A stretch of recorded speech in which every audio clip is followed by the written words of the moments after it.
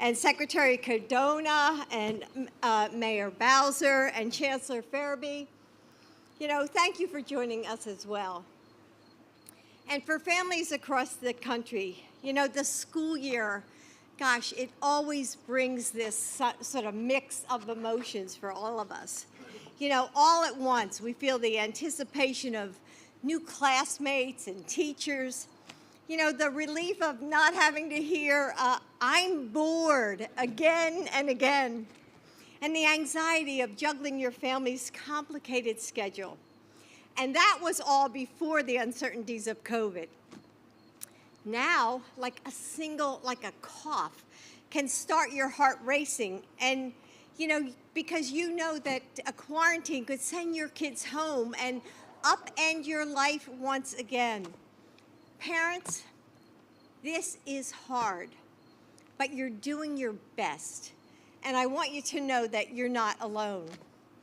As a teacher for more than 30 years and a mom, I've seen that classrooms are so much more than places where our children learn math and reading. We've all seen it, when our kids make friends that last for years, when they learn to settle disagreements or find confidence when they try out for sports teams. And parents rely on schools too, heading to our own jobs or pursuing our education, knowing that our kids are in an environment that we can trust. And that's why I am so grateful for the educators who helped us through the last year. Right, Miguel? The cafeteria workers who spent long hours making sandwiches for hungry families. Teachers who retaught lessons at night for students who couldn't use their family computer during the day because maybe a sibling was on his or her class. Bus drivers drove Wi-Fi hotspots to neighborhoods with no connection. Counselors took call after call from parents in tears, just trying to juggle it all. When families needed help the most, educators answered the call. With all of my heart, thank you for being the heroes that we needed. Today, our administration is making sure that schools like Brooklyn have the resources and the support they need to bring students back to class where they belong. And we are going to partner with you because we can't always know what the future holds, but we do know what we owe our children. We owe them a promise to keep their schools open as safe as possible. We owe them a commitment to follow the science. We owe them unity so that we can fight the virus, not each other. As we move forward, it's going to take all of us, students and families, educators and local leaders, cities and states, coming together to make this school year the best it can be. Joe puts students, their families, the educators at the heart of everything his administration is doing to defeat and recover from this pandemic. And as a teacher myself, I couldn't be more proud to stand beside him. We are committed to working as hard for your children as you do. And now, it's my pleasure to introduce a young man who I know makes this school very proud. He's a hardworking student and the editor of the student-led newspaper, the Brooklyn Buzz. So please welcome Elijah Poole. Okay, Elijah. Oops. There we go. Thank you, Dr. Biden. What an amazing honor it is to be introduced by the First Lady of the United States. As Dr. Biden stated, my name is Elijah Poole, an 8th grade scholar here at Brooklyn Middle School. Brooklyn Middle School is an arts integrated school located in District of Columbia Public School System in Washington, D.C. In March of 2019, our lives changed forever. I was thriving academically as a 6th grade scholar, involved in athletics and after-school activities. It was announced that we were going on a spring break due to the pandemic. What kid would not be excited to go on a early spring break? What was supposed to be 1 week turned into 18 months of virtual learning. I'm not gonna lie, that was really hard. Having to learn in a virtual setting, build relationships with new teachers, and keep my grades up, that was a lot for a scholar entering his second year of middle school. However, I excelled and remained on honor roll, and even made new friends virtually. Despite my success in a virtual setting, I hoped to return to in-person learning for my 8th grade year, my last year as a middle school scholar. I'm excited to be back in school. However, having to wear a mask all day is a bit uncomfortable, but we know it's necessary for the health and safety of all students and staff. As a 13-year-old scholar, I was able to receive the COVID vaccination. A little birdie shared with me that Dr. Biden is terrified of needles. That's something we have in common. That's true. Yesterday, I found out I was selected to introduce the President of the United States of America. I questioned, why not me? I questioned, why me? How did I get selected for such an honor? Then I thought, why not me? I have matured into a young black male excelling academically and socially here at Brooklyn Middle School. I am a black male living in America. I worked hard for this honor, and I'm genuinely grateful. At this time, it is my extreme honor to introduce the 46th President of the United States of America, President Joe Biden.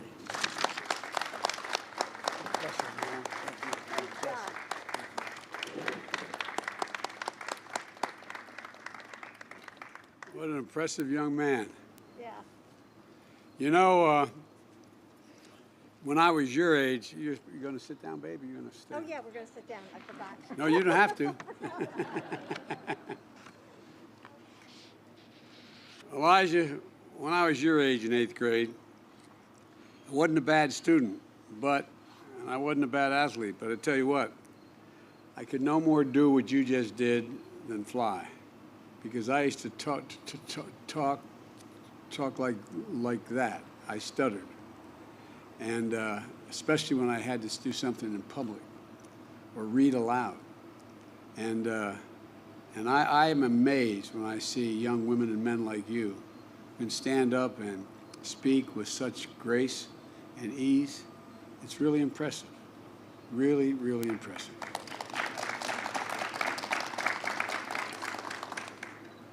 Well, folks, this is not like the school I went to. When they said we were going to speak outside, I wondered, why the hell are we going up all these stairs? I thought we'd be out in the parking lot. I mean, for real. That's what I thought we were going to be. Elijah, thank you for the introduction. And Jill and I, along with Secretary Cardona and Mayor Bowser, are here because we want you to know how very proud of you and your classmates we all are. I also want to thank Principal Richardson. I was kidding him. I was saying, this school is really something else. And the way we talked about the interfacing of all the students and the social education that's taking place and how things are changing. And Chancellor Farabee, I told you, I think that's maybe the harder job than about anything I can think of. But thank you. You're doing a heck of a job. We know the start of a school year is an excellent time to mix anticipation and nervousness. And the pandemic adds that mix of emotions. And I think about all the parents I've talked to since the start of this pandemic, worried about the loss of learning that their child, the missed opportunities their child is having because so many of them had to stay at home, all had to stay at home.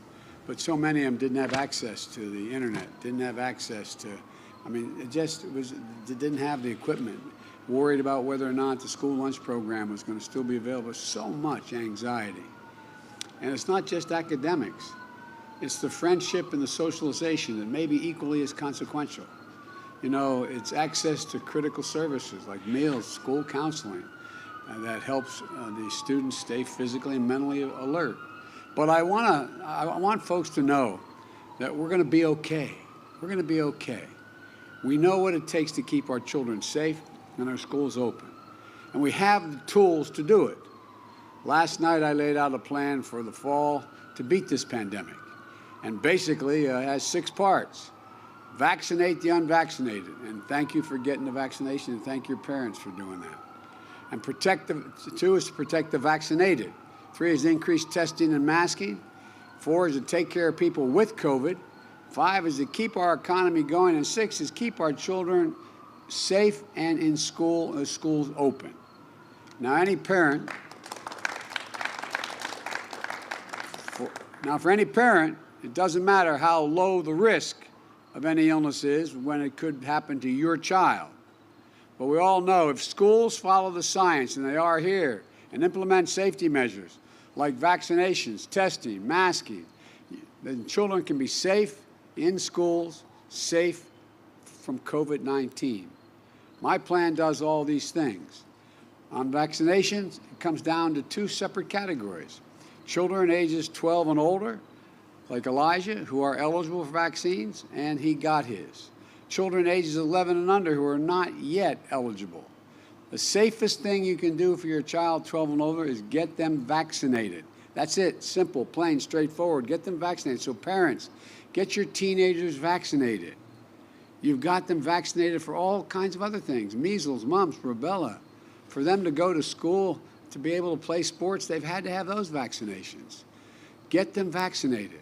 COVID-19 vaccine is easy, it is safe, and it's convenient. And we work to bring the vaccine clinics to our schools as well. Mayor Bowser's done one heck of a job. No, you really have, Mayor. You're doing a heck of a job across the board. I really mean that. But you set up vaccination clinics in about 20 school sites, including here in Brookline, because you're going to continue through the month of September. So there's really no excuse to not be able. You can get vaccinated. It's not like it's so distant to do. You know, we're giving prizes and incentives to encourage children and families to get the shots. And look, their efforts are working. 65% of the children ages 12 to 17 here in D.C. have gotten at least 1 shot, like Elijah. That's incredible. That's one of the highest rates in the nation for children between the ages of 12 and 17. And for students here at Brookline, once you all get vaccinated, you're invited to a special visit at the White House. Now, I'm going to get in trouble with the Secret Service and everybody else. I'm not sure how we're going to mechanically do it. But I assume the buses can get you to the White House, and if we can't get you all in one room, we'll be out in the Rose Garden or out in the back there, and maybe let you fly the helicopters. And no, I'm only joking about that. I was just downstairs in the science class. It's amazing. You saw it, Mayor. It's amazing. These kids are excited about building a vehicle that can land on the moon. I really mean it. And I asked them, I said, how many of you want to go to the moon? Everybody but one said they wanted to go to the moon. I asked how many want to go to Mars, and I think they all raised their hand as well. But it's really, and they're excited about it.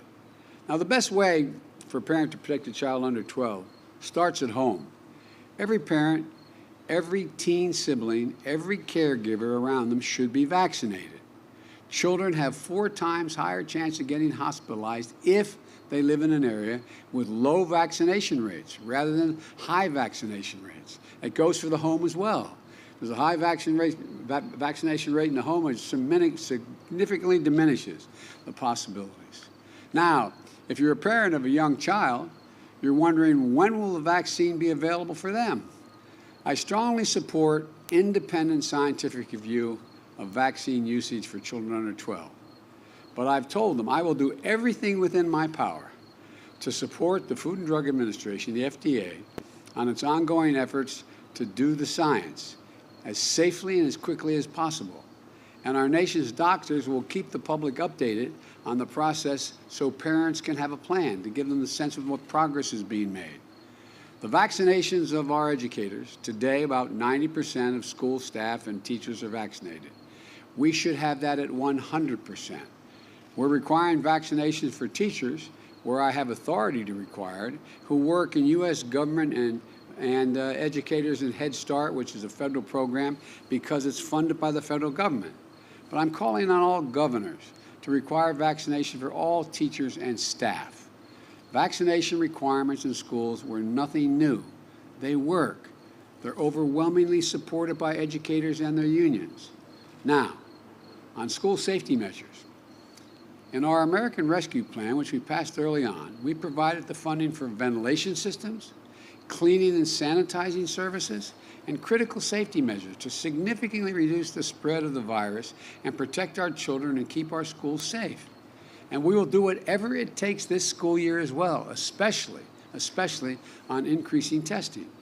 We provided funding through the American Rescue Plan to implement testing in schools for teachers, staffs, and students, and that includes bus drivers as well. I want all schools setting up regular testing programs to make sure we detect and isolate cases before they can spread. I will mobilize American industry to produce nearly 300 million more rapid COVID-19 tests for distribution all around the country, including to schools that need them. You know, I'm going to use what we call the Defense Production Act that allows me to ensure that what we need made, we can ask the private enterprise to make them because they're of national interest. Where they're going to make these tests as quickly as possible. I'm going to use the Defense Production Act. My plan will also expand free testing that you can get at 10,000 pharmacies around the country. Walmart, Amazon, and Kroger's will sell at-home rapid tests at cost, which means it will cost, they're going to charge no more than it costs them to buy the test from the manufacturer. And that'll be the same way for the next 3 months. That's a discount of about 35%. About 35%. And this is important for everyone, particularly for a parent of a child not old enough to be vaccinated. You'll be able to test your child at home and to test those around them as well. And on masking, we know masks work. They are uncomfortable sometimes, and they get tired of wearing them. I understand. I really do. And I wear them in the White House. Under the CDC guidelines, every person in a school, teachers, staff, students, should be masked while indoors. To all the school officials trying to do the right thing by our children, I will always be on your side, no matter how much heat you're getting from outside. And let me close with this. I've often said that our children are the kite strings. They're all our children, not just our children, everybody's children.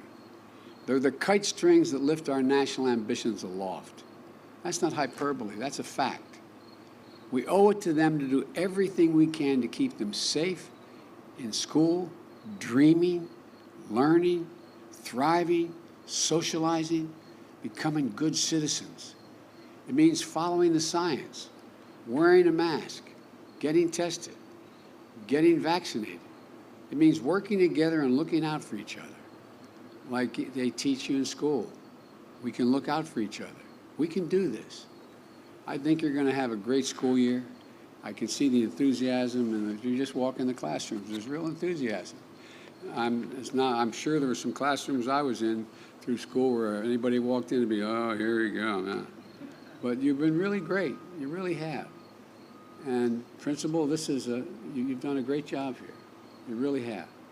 And I think I hope everybody gets to see this. I wish I could take the whole nation around every one of these classrooms and see what's going on, because it's such a great example.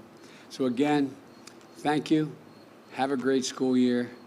And Elijah, I'm going to find out if I can find out when your football games are. I may want to try to figure out without 10,000 Secret Service agents to come and see you play a little bit. Okay? Thank you very much, everybody. Thank you. Are calling your vaccine requirements an overreach? You are threatening to challenge it in court. Have at it. Look, I am so disappointed that particularly some of the Republican governors have been so cavalier with the health of these kids, so cavalier with the health of their communities.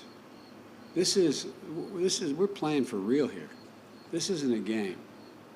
And I don't know of any scientist out there in this field that doesn't think it makes considerable sense to do the 6 things I've suggested. And, but you know, let me conclude with this. One of the lessons I hope our students can unlearn is that politics doesn't have to be this way. Politics doesn't have to be this way. They're growing up in an environment where they see it's like a war, like a bitter feud. If the Democrat says right, everybody says left. If the Democrat says left, they say right. I mean, it's not how we are. It's not who we are as a nation. And it's not how we beat every other crisis in our history. We got to come together. And I think the vast majority, look at the polling data, the vast majority of the American people know we have to do these things. They're hard but necessary. We're going to get them done. Thank you.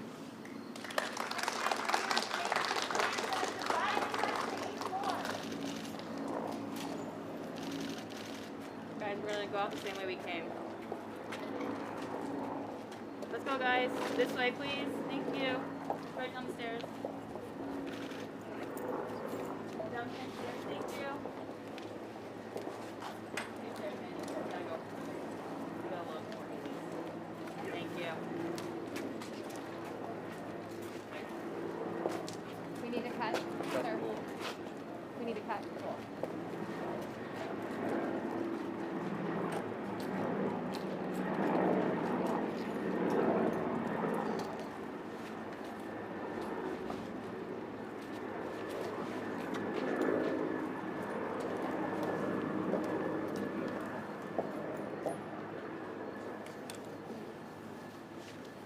Where was he going?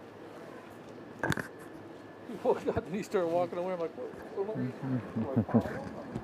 We need a